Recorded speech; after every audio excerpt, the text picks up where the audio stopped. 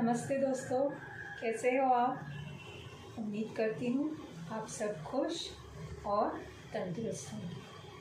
तो आप सबका स्वागत है मेरे चैनल क्रिएटिव हैंडमेड में। आज मैं आपके लिए जो वीडियो लेके आई हूँ वो है दिवाली डेकोरेशन से जुड़ा हुआ। तो इस तरह से हम दिवाली डेकोरेशन के लिए जो बनाएंगे वो हम साल भर अलग अलग तरह से भी उपयोग कर सकते हैं। ठीक है, तो आज हम 2 DIY बनाने वाले हैं। और अगर आपने मेरे चैनल को सब्सक्राइब नहीं किया है तो प्लीज़ मेरे चैनल को सब्सक्राइब कीजिए। धन्यवाद।